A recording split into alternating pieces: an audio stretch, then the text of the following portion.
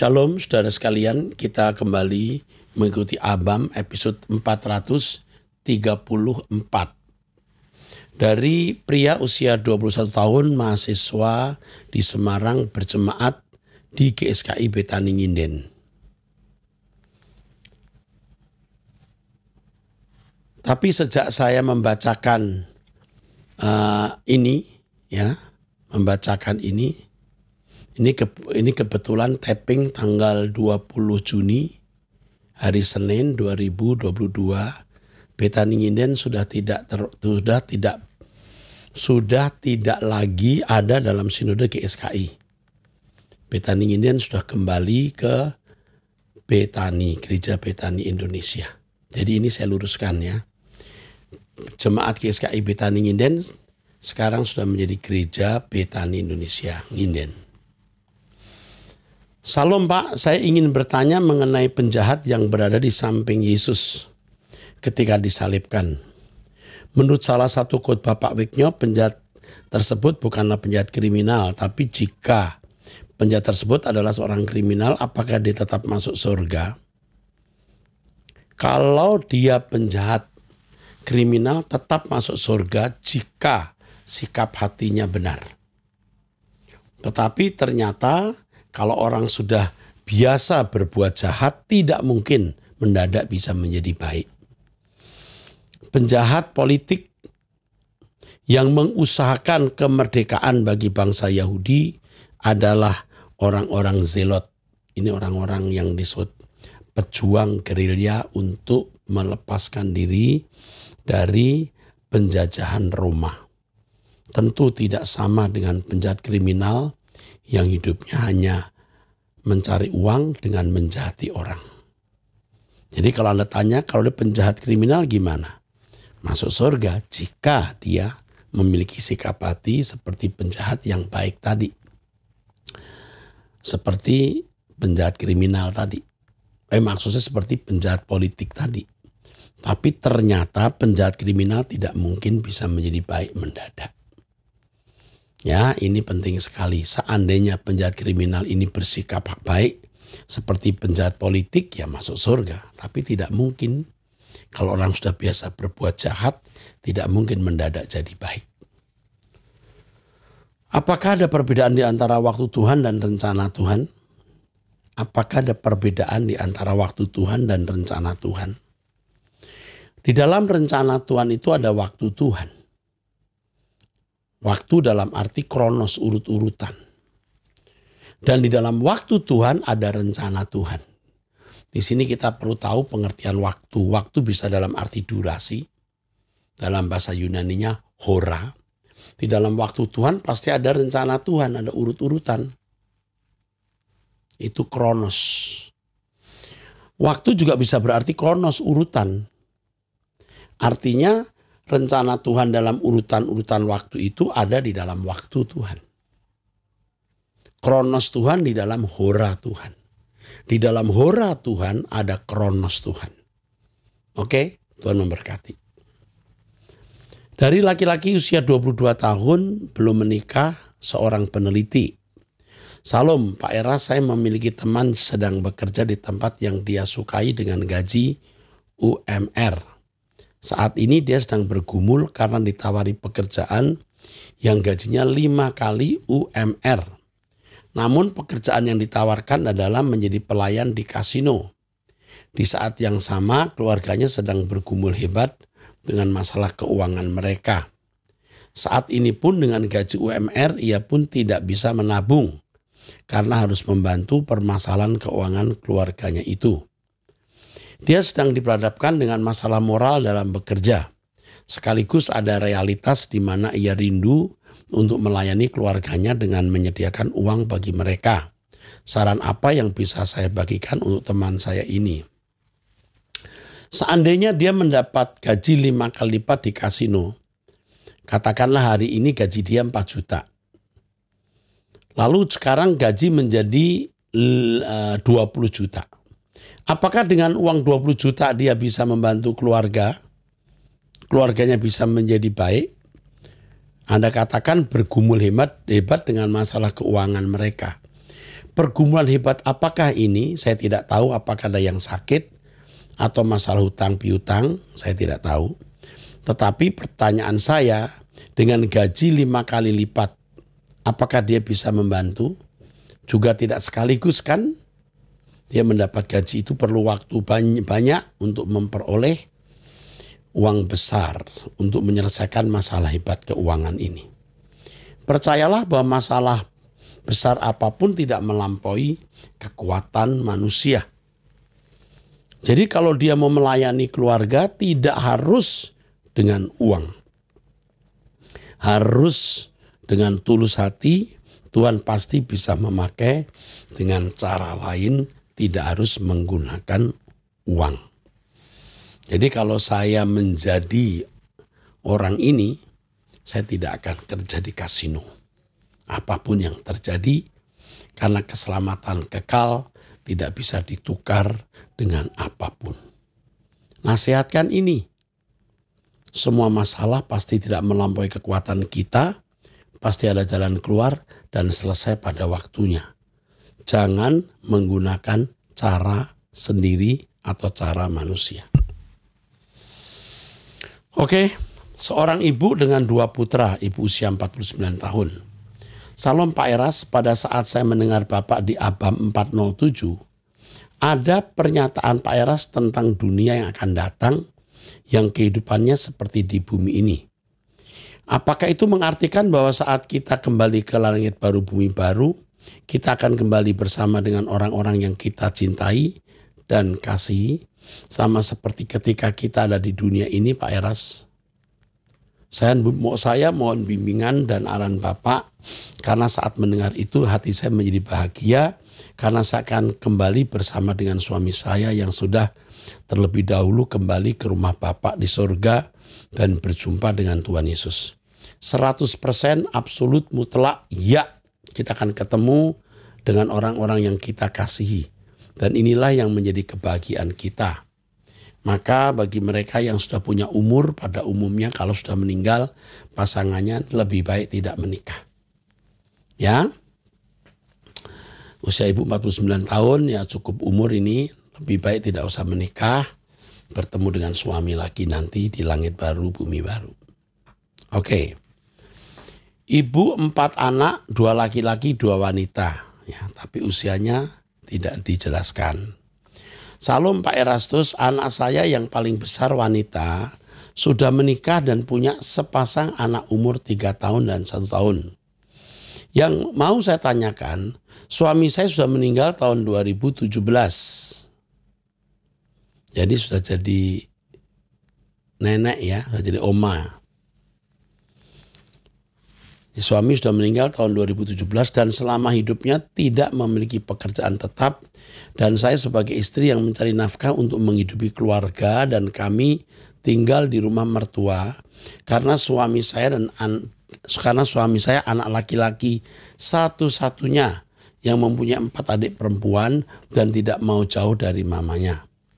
Kedua mertua saya sudah meninggal, Pak, 12 tahun yang lalu, jadi kami tinggal di rumah mertua sekarang. Adapun peninggalan mertua saya ada 3 rumah. 1 yang kami tempati dengan anak-anak, yang 2 rumah, 1 disewa, dan yang 1 ditempati adik perempuan suami yang belum menikah. Dia sendiri di rumah sudah berumur 50 tahun. Yang tadinya kita serumah karena ada masalah, dia pakai rumah yang 1, yang seharusnya itu disewa. Uang bagi ke saya untuk biaya kuliah anak.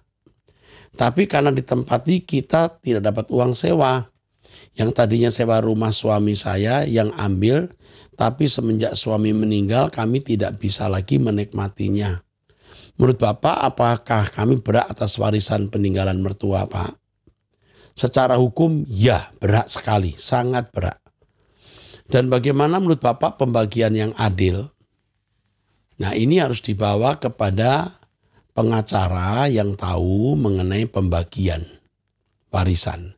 Tetapi bagaimanapun Anda berhak mendapatkan warisan.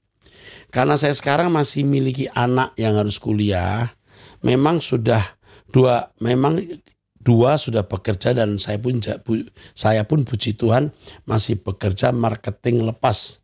Tidak punya gaji tetap tiap bulan. Kadang ada, kadang kosong. Puji Tuhan cukupkan semuanya. Jadi yang saya mau tanyakan ke Bapak, apa yang dapat kami miliki dari 3 rumah ini Pak, yang menjadi bagian kami. Karena saya punya anak laki-laki 2 orang dan mohon penjelasannya. Yang pertama, tetap harus belajar menjadi anak Tuhan yang tidak bercacat, tidak bercela, hidup kudus. Tidak ada kebencian terhadap orang, juga termasuk kepada saudara-saudara dari suami yang adalah perempuan semua, ya. Yang kedua, harus sadar bahwa bumi ini bukan rumah kita. Jangan merasa punya tempat di bumi, rumah kita di surga. Yang ketiga, bersiaplah untuk tidak mendapatkan bagian warisan yang proper, yang adil. Kalau nanti pembagian warisan tidak adil, harus siap menerima kenyataan itu, ya. Bahkan kalaupun tidak mendapat, asal you masih hidup, anak-anak bisa hidup, jangan maksa. Tuhan akan mencukupi, bahkan melimpahi lebih banyak. Ingat, bukan hanya di antara orang Kristen, di luar agama Kristen, kalau orang tidak adil dalam warisan, biasanya celaka hidupnya. Jadi jangan jadi celaka. Lebih baik sekarang Anda jangan banyak bicara, diam saja. Kalau adik-adik suami atau saudara suami yang wanita-wanita bisa diajak rundingan demi anak yang masih kuliah.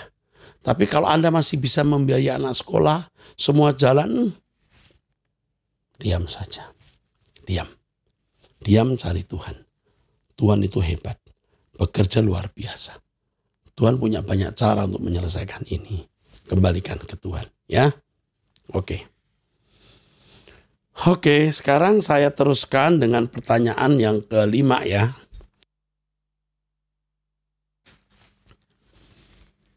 Wanita usia 70 tahun. Mempunyai anak laki-laki, sekarang umurnya 44 tahun. Salam Pak Eras dan tim Abam. Pada tahun 2008 anak saya menikah. Setelah 4 tahun menikah, mereka dikaruniai 2 orang putri.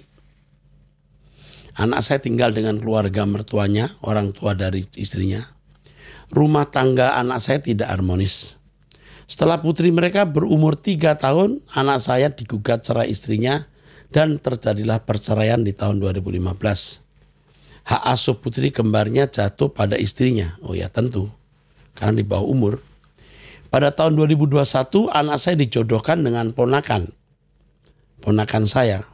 Pada suku Batak disebut Pariban, ya, yang statusnya janda cerai. Kemudian September 2021 anak saya menikahi ponakan saya tersebut. Mereka diberkati oleh pendeta di suatu gedung. Dengan status yang sama-sama cerai, saya mau bertanya Pak, apakah mereka layak diberkati di gedung oleh pendeta? Sebenarnya soal di gedung atau tidak itu sama saja. Soal layak atau tidak mestinya dipersoalkan dengan Tuhan. Ya, karena kasus perceraian ini apa saya harus tahu. Karena perzinahan atau karena apa. Kedua, apa keluarga mereka masih disebut berzina? Sekarang istri anak saya sedang hamil 7 bulan. Firman Tuhan mengatakan jika seseorang tidak boleh menceraikan istrinya kecuali karena pornos. Dan barang siapa menikah dengan perempuan itu, maka ia moikos. Jadi kata zina pertama dengan zina kedua sebenarnya beda. Apakah disebut berzina? Iya, moikos bukan pornos. Artinya tidak lagi memiliki kehidupan yang ideal seperti perkawinan yang Allah kehendaki. Tapi bukan berarti dia sekarang hidup di dalam dosa. Kalau sungguh-sungguh bertobat, memperbarui diri, jangan berbuat dosa lagi, artinya jangan sekedar sengaja mau cerai kawin lagi, Tuhan bisa memulihkan. Yang sudahlah, Tuhan akan putihkan, Tuhan sudah lupakan, jangan berbuat dosa lagi. Apakah mereka masih layak mewarisi kerajaan surga? masih jika mereka bertobat dan diubahkan. Tuhan tidak berurusan dengan kita 5 tahun yang lalu atau 3 tahun yang lalu, apalagi 10 tahun yang lalu. Tuhan berurusan dengan kita hari ini, bisa menjadi apa kita nanti. Biar kita hidup dibaharui dalam kesucian dan kekudusan yang sesungguhnya di waktu-waktu mendatang. Allah mengampuni, dan kalau Allah mengampuni, Allah juga melupakannya. Ke depan yang penting tidak mengulangi perbuatan dosa yang sama atau dosa yang lain. Jangan dilakukan. Oke, Tuhan memberkati. Pertanyaan ke-6, wanita usia 19 tahun belum menikah, karyawan swasta. Salam Pak Pendeta, maaf saya mau bertanya Pak. Kemarin saya bermimpi gigi copot. Biasanya katanya itu pertanda buruk, entah itu terkait pekerjaan ataupun apa yang mau meninggal. Atau ada yang mau meninggal. Lalu saya bercerita ke ibu saya. Ibu saya menyuruh saya untuk berdoa dulu, menggunting sedikit rambut saya lalu mandi dengan bunga dan jeruk perut untuk buang sial. Apakah itu dosa Pak? Dosa. Ini tidak boleh dilakukan. Ada mimpi gigi copot, mata copot, kuping copot, jangan ditafsirkan sesuka-sukanya. Bisa memuat pesan Tuhan, bisa. Tapi jangan ikuti filosofi manusia di sekitar kita. Kalau gigi copot ada yang mau meninggal atau mau dikeluarkan dari pekerjaan. Kalau dalam hidup Kristen itu, dalam kamus hidup orang percaya tidak ada kata sial. Apapun yang terjadi mendatangkan kebaikan bagi orang yang mengasihi Tuhan. Itu. Jadi kalau ada yang meninggal, ya puji Tuhan waktunya dia berhenti dari kelelahan. Lalu masuk ke dalam kemuliaan Tuhan jika dia orang percaya. Kalau dia meninggal memang penentuan Tuhan, ya siapa yang bisa menentang, melawan. Oke? Jadi, enggak apa-apa. Jangan berbuat hal yang sama lagi. Bertobat sekarang ya. Minta ampun atas perbuatanmu yang salah ini. Ini mitos. Ini mistik. Ini bisa mengandung okultisme. Bertobat, minta ampun. Minta Tuhan. Ampuni Tuhan, lepaskan. Jangan ulangi lagi. Ya. Mimpi bisa jadi pesan Tuhan. Juga bisa sekedar aktivitas di bawah sadar kita. Oke. Pertanyaan berikutnya. Why? Ini pria usia 15 tahun, Padalarang, Kabupaten Bandung Barat, Provinsi Jawa Barat. Masih muda sekali ya. Salam Pak Era, saya selalu ikut program-program Bapak di Truth ID. Oh, salut. Usia 15 tahun sudah selalu ikut program di Truth ID. Saya mau memberikan kesaksian yang tadi siang tepatnya yang saya alami sewaktu mengikuti ibadah raya 1. Hari Minggu ya jam 11. Sewaktu Bapak dan para pemandu lagu nyanyiin lagu Balada Salib yang sebelum perjamuan kudus, Bapak beri waktu untuk bertobat. Saat lagu dinyanyikan sama Bapak dan pemandu, saya tiba-tiba nangis sejadinya. Saya tidak bisa lakuin apa selain menangis dan mengakui dosa-dosa dan perbuatanku sambil menundukkan kepala saya. Lalu Bapak bilang, jangan malu. Bila kamu menangis air mata tertumpah-tumpah, terseduh-seduh. Jangan malu, biar itu urusan kamu sama Tuhan, bukan urusan dengan manusia. Di situ saya nangis makin menjadi dan dalam keadaan tangan ke atas dan menyanyi lalu Bapak bilang, diberkatilah yang mengangkat tangan. Saat itu saya di dalam masih keadaan menangis dan menundukkan kepala. Saya tiba-tiba di atas kepala saya seperti ada yang memegang. Lalu seluruh badan saya bergetar. Dan saya rasa saya itu seperti terangkat. Disitulah makin menjadi nangisnya. Lalu selesai itu badan saya tuh serasa ada yang berbeda dengan sebelumnya. Serasa ringan. Apakah itu urapan Tuhan? Apa yang dimaksud dengar dari kejadian tersebut? Terima kasih, Tuhan Yesus memberkati Bapak beserta keluarga. Amin. Nak, kamu luar biasa, ya. Ini bukan satu yang perlu dirahasiakan. Namanya Yorin Dimas. Untuk anak usia 15 tahun, untuk remaja usia seperti ini, dengan pengalaman ini, roh saya mengatakan, ini benar. Tuhan mengurapi kamu, Tuhan menjamah kamu, Dan Tuhan punya rencana yang besar untuk kamu. Suatu hari kamu akan menjadi seorang hamba Tuhan. Walaupun mungkin kamu tidak full timer sebagai pendeta, tapi kamu akan melayani pekerjaan Tuhan dan mendapat tempat istimewa dalam pelayanan. Maju terus, Yorin, Dimas, Tuhan memberkati. Dan kalau kamu misalnya tergerak mau sekolah teologi, hubungi Om Eras. Ya, Om Eras bisa sekolahkan kamu. Ya, kalau kamu mampu, ya kau bayar. Kalau kamu nggak mampu, Om Eras yang bayarin. Tuhan memberkati kamu, nak. Selamat untuk lawatan dan zaman Tuhan untuk kamu. Pertanyaan berikut dari pria usia 36 tahun, Medan, pelayan gereja, 3 anak. Salam Pak Pendeta Erastus, saya punya pergumulan untuk mertua perempuan saya, Pak. Nama mertua saya ini. Tolong doain mertua saya, Pak. Mertua saya pensiunan PNS, perawat. Mertua saya sakit saraf terjepit, Pak. Jatuh dari tangga pada waktu bekerja di rumah sakit. Sekarang pakai kursi roda, Pak. Yang saya sedihkan, mertua saya suka marah-marah dengan siapa saja, Pak. Tak mau lagi ke gereja, Pak. Tak mau lagi gereja, Pak. Karena mertua saya banyak memikirkan perkara dunia. Pernah juga saya bawa para pelayan dan pendeta mendoakan ibu mertua saya, Pak. Bapak mertua saya kurang perhatian karena sering berantem di rumah dengan ibu mertua saya. Ibu mertua saya mikirin abang ipar saya gitu. Gimana masa depannya, Pak? Abang ipar saya sudah menikah, Pak. Tapi istri dari abang ipar saya sudah meninggalkan abang ipar saya, Pak. Dulu kakak ipar saya baru berumah tangga, satu rumah dengan mertua selama 3 tahun, Pak. Ibu mertua saya sering ribut dengan kakak ipar saya. Jadi ibu mertua saya sering ribut dengan kakak ipar saya. Jadi dia tertekan, Pak. Hasilnya kakak ipar saya pergi tinggalkan abang ipar saya. Loh, kok begitu?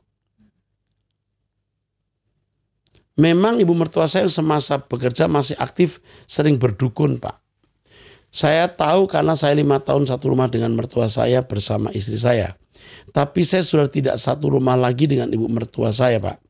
Tapi saya sering doa puasakan ibu mertua saya, Pak. Bersama istri kami berdoa puasa untuk abang ipar saya. Hampir sering kami puasa, Pak Pendeta, tapi belum juga Tuhan ubahkan ibu mertua saya sekeluarga, Pak. Agar mertua saya datang setia beribadah di masa tuanya. Terkadang kami layani ke rumah mertua, berkunjung sampaikan firman Tuhan, tapi belum ada jawaban, Pak Pendeta. Mohon bimbingan dan nasihatnya. Tuhan memberkati pelayanan Bapak. Mertua perempuan yang jatuh sakit ini, suka marah-marah ini bisa karena tidak bisa menerima keadaan. Dia bisa stres, dia tidak bisa menerima keadaan, dia marah terhadap keadaan, bahkan marah kepada Tuhan. Maka dia tidak mau ke gereja. Ini ibu yang sakit. 1 sakit jiwa, 2 sakit rohani, 3 sakit fisik, 3 sakit. Jadi Anda memang Tuhan beri kepercayaan untuk melayani dalam tanda kutip mertua yang parah ini. Saya melihat Anda orang tulus, Anda orang yang tidak menuntut orang, ya. Anda bisa menerima orang lain sebagaimana adanya walaupun tidak sempurna. Jadi yang Anda lakukan sekarang tetap dilayani.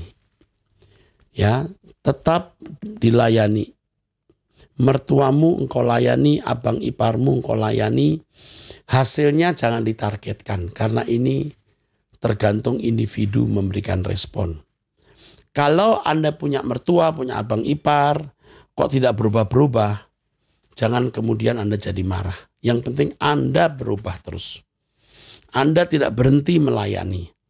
Soal perubahan mertua ke abang ipar itu masing-masing individu yang menentukan.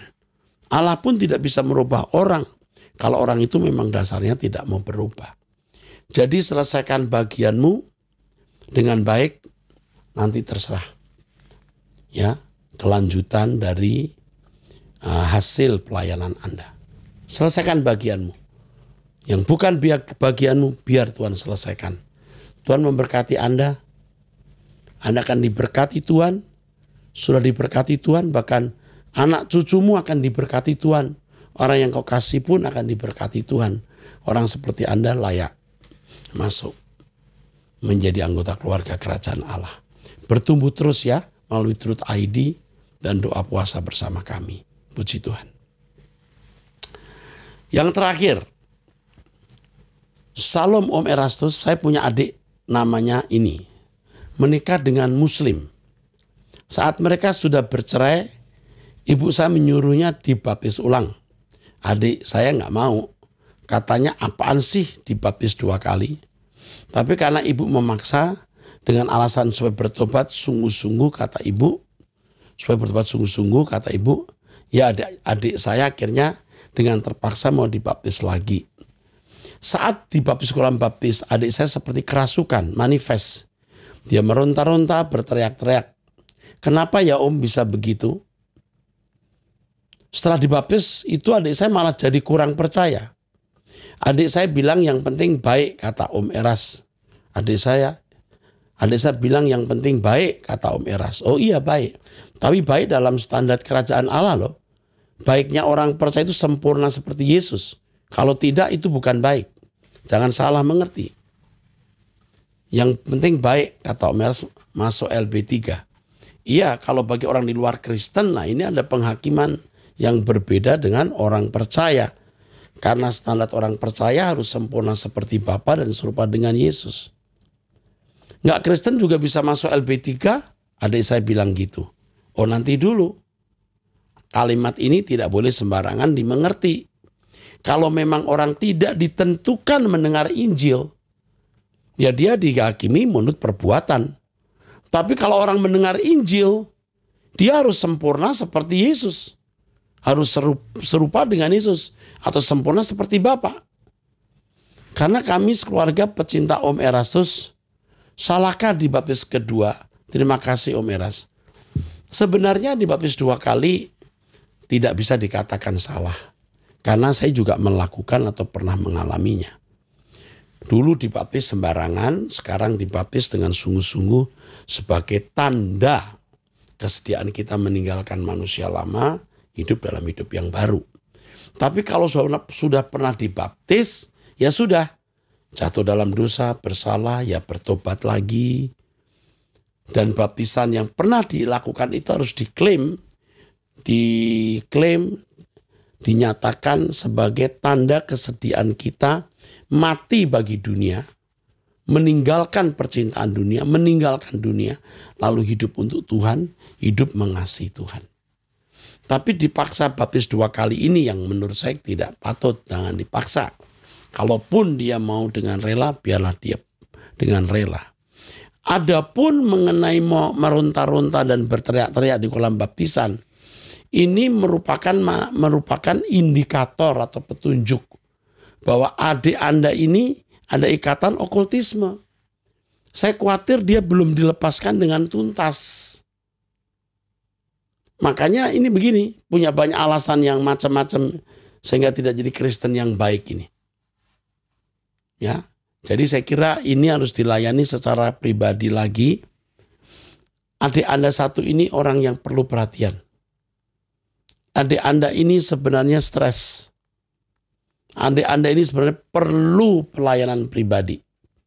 Ya, kalau mau dilayani pribadi tentu kami memiliki konselor yang bisa menghubungi dia pribadi. Ya, kalau Anda tidak keberatan. Tuhan memberkati. Sampai jumpa saudara di episode yang akan datang.